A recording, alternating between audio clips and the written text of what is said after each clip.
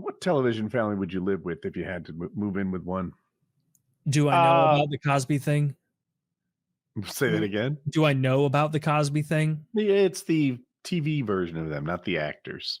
Married with Children. Maybe the Huxtables. Married with Children. You're going with Al Bundy? Yep. He'd be a terrible father. Not there for Al. No, but you're a son too. So no, you're also a son. So you can't be there for the sister or the mom because you're a member of the family. Unless you're getting weird with it. Well, look, first of all, you don't tell me what to do. Second of all, you asked what TV family would I like to live with. You didn't say born into. Okay. Which TV family would I thought I was vacationing with the Married with Children family. And what's her name? What's her Christina name? Applegate is surely who you're thinking of. She doesn't have those things anymore. She had a double mastectomy, rest in peace. But back then, back in the day, that was a top. She 10. Was the Amaranth of her time. Oh my fucking God, she's incredibly hot. Always had her nipples popping. She was before Jennifer. She walked so that Jennifer Aniston could run. I do remember that show being on. What a hero! When I was like, that was a show that when it was on TV and I was very young, I would see her walking around with the nips popped, and I wasn't old enough to even understand horny or sex fully, but I was like, I like this. I like that. Like I really have an intense desire to watch this more, and I didn't even have the requisite knowledge to know why I would eventually want that. And Peg was hot too. Like the wife is hot too, the redhead. Yeah. And then watching that as a teenager, and she'd always be like big tit having sexy wife. And she'd be like, let's go upstairs and I'll blow your mind, Al. And he'd be like, not tonight, Peg. And I'd be like, you fucking homo. What are you doing? She's spreading her wings. She's trying to fly right now. And I didn't think of it. I was going Fresh Prince of Bel-Air. I was like, he's a nice, strong father figure, generational wealth. This is the family I want to be born into. That's another good one. You know, I'm not thinking of any white families from those shows. I don't want to be Will, I do not want to be in Will's the Full stories. House. Will's got a sad ass story though. Like I don't want to be Will Smith. What? Like a couple kids in his neighborhood were up to no good, so he goes off to Bel Air. What's so rough about that? Yeah. I had that childhood and I didn't go anywhere. I just got bullied. Yeah, but your dad didn't abandon you and like multiple times. Like Will Smith's dad's a truck driver who has abandoned him, and then there's an episode where he comes back and then he just abandons him again. You know, that episode had no right to be that good. It's really good. This is the Fresh Prince of Bel-Air. He has a corny rap song in the beginning, and then it has all the drama of any show that's ever been on. Like it killed it. Yeah, he has a great moment. He's like, I don't need him anyway. I didn't need him shave the first time. I didn't need him to kiss the first girl. And he's like laying these like firsts in his life that his dad wasn't there for, but he had to get through anyway. He's melting down crying, and Uncle Phil's hugging him, and like it's fucking sad. And right before that, Uncle Phil had it out with his brother and everything. That's a great scene. That was a pretty good show. And back then, I thought I was like, oh, Will Smith is a good rapper. You know, I was 12. Will Smith was. Have you seen his new rap stuff? Yes, I said past tense. Oh my God. Will Smith has started rapping again, and it is humiliating.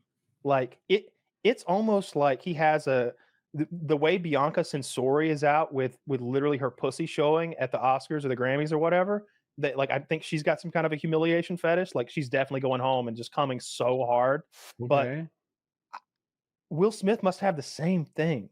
Because those raps are Kanye corny. Let her bang him. Those raps are so corny and embarrassing, and he's like riding in a car, rapping out the window, and it's like it's bad. It's 90s rap. It's just rhyming. It's just rhymes. It's the rhymes that kids write. It's also poorly done. I'm like, oh, first take, huh?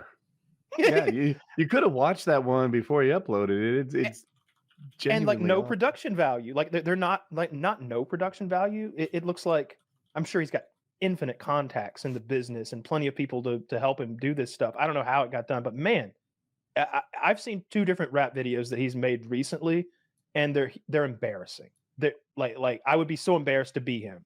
I linked one, and it's rough, and it's like him sitting in a room, and there's for some reason mannequins of The Simpsons and Iron Man, and he's got a huge amount of food in front of him and a coconut water, and he's just rapping poorly. Now, no one defies aging, right? Everyone gets older, but somehow watching him so puffy while he's rapping, it's like if you wanted to make a little comeback career-wise, you're a product. You need to polish and buff that thing up before you put it on camera. He's selling a dirty car. He's fat. Well, dude, the comments are ripping him. The top one, it says he rapped like an undercover cop. I guess he had a quote in there where he said, "I pulled the pin out the grenade on purpose, then I threw it." And the comment is, "Yeah, bro, that's how grenades work." Will Smith on a self-sabotage speed run. Bro looks like he just got done crying.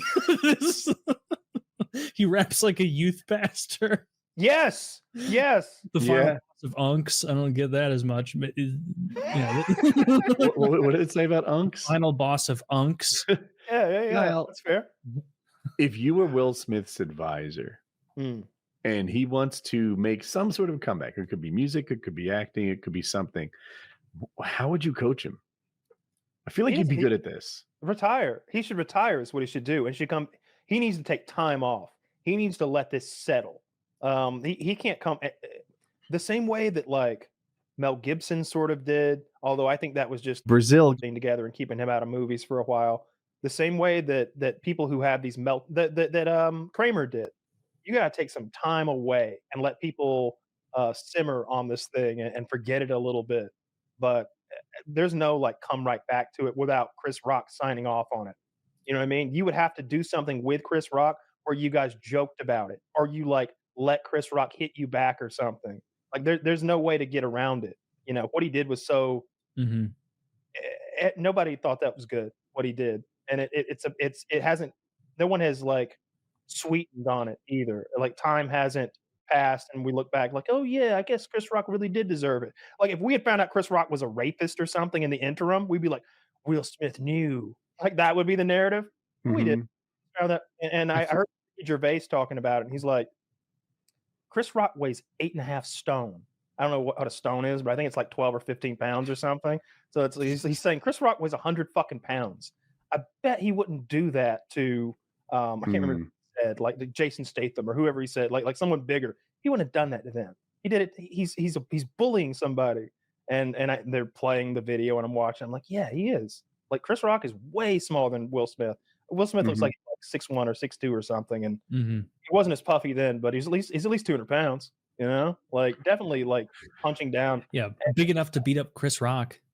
So no, I think he just needed to take some time away. Instead, what he's done is like this flurry of things. He had this Chinese video game that everybody made fun of, where he's like poorly rendered in as Will Smith in the video game, and I don't remember when the last Bad Boys movie came out, if it was before or after the Chris Rock thing, but I saw some of it, and it was bad. You know, if you think Will Smith looks old, Martin Lawrence looks rough. Like, you know. I thought he was dead. No. Must look rougher than I thought. No, but they just made Bad Boys 3 last year. Like, you got that rabbit virus, and this is wonderful news. Martin Lawrence is alive. Oh, great! Oh, we lost him. Bad Boys 4 is a possibility now. There was one good part. So I never really loved the Bad Boys movies, but there was this great part in one of the earlier ones where Martin Lawrence's daughter's boyfriend comes to pick her up to take her on a date, and Will Smith answers the door all thugged out, like talking like he's gonna like gay rape the boyfriend and putting a gun in his face and like scaring the shit out of her boyfriend, basically. That same boyfriend is in the third one. He's now like marrying her. He's in the army. He's like special forces or something. Like she's having his baby. So and it's good. And he's clearly not an actor. They were just like, funny if we had him come back. Are you going to the scene where they defends the house? Yeah. He goes like, I don't know, John Wick mode, defending the house, and Will Smith and Martin Lawrence can only watch from like a TV security monitors like across town or something, and he just kills everybody. He kills incredibly everybody. competent. He's like John Wick. And then I saw a little compilate, like a YouTube thing that told the story in 15 minutes, and then at the end of it, he's still really respectful to like Will Smith and Martin Lawrence's character. And he's like, I'd like permission to use the grill. And they're like, what? No, this grill is for the men. You are a boy. And then Will Smith gets back to cooking. He's like, he's still looking at me, isn't he? We did watch him kill 18 people. Maybe. Come on in here. And then he gets treated as an equal amongst the men. It's funny because he's playing Xbox. He's playing like Call of Duty or something, or Counter-Strike or something. He's on Xbox, and they call him. They're like, the house is being invaded by like a SWAT team. You got to defend the family. And he's like, for real? And like puts the controller down and goes right into murder mode. And he does. He kills like 12 people or something. And they aren't. It's a fun scene. But Will Smith is just embarrassing himself. Like I said, I don't think there's any comeback from what he did. Because I don't think it's that. He was on the downturn before that. Well, he was like putting his kids in weird movies about space or something like that nobody liked. After Earth, the Shyamalan movie. Yeah, so he did his best. Shyamalan. Shyamalan. He did his best to make that kid a star, but you can't just manufacture that. He put him in that Karate Kid movie with Jackie Chan. He was in Pursuit of Happiness with Will Smith playing his son. He had his son playing his son. And that movie is great because he's little enough that he's not self-aware. Little kids can act well, but they hit this wall at like, I don't know, 10 or 12 or something like that, where they become aware of what's going on and how big this is, and that people see it and they get in their own heads or something, and they stop being able to be naturally in the moment the way that a lot of child actors are. A lot of them can't to adults on camera. If you ask me to read lines, that would happen to me. I don't deliver lines like a real actor. Mm-hmm. But I don't know. Maybe if you rehearsed, maybe like you wouldn't. If you tried, you probably might do a little better than someone who doesn't spend 5 hours a week on camera. But I'm not as good as the people who are good at it. You ever do exactly like if you've ever read? Jesus Christ. Took me a second to process. Yeah, like the Running Man. We should do the Running Man for real. They're remaking the Running Man again. They're making another movie of it. I think it's a Stephen King book. Schwarzenegger made the first one back in the 80s. They should get that Jack Reacher guy to play it. I think it's already cast and filmed and everything. I think it's like a regular sized human being. But I agree. Anything that Reacher is a good stand-in for any of Arnold's old roles. If you're trying to like maintain like big giant man who can handle the Predator or something like that, that Reacher guy is enormous. Is he? He looks. Yeah, when I was watching that other movie, the Ungentlemanly Warfare movie, he's so much bigger than the other people. It's comical. I think that's intentional though. Like when I think of him in Reacher, I don't know the character or actor's name, but he's like kind of a small black guy. Mm-hmm. He's a detective. Yeah. He was cast to make Reacher look huge. That woman makes Reacher look huge. Reacher's 6'3". That's tall. But it's not like if I stood next to him, he wouldn't tower over me. I thought he was 6'4", 6'5". Really? The story was, I know he's 6'3" because he tells this story where he auditioned for the role of Reacher, who's supposed to be 6'5", and he was worried that discrepancy would be an issue. Yeah, Henry Cavill's in that movie, and I think of and he's like obviously bigger than Henry Cavill, who's pretty big. I think he's 6'1" or something.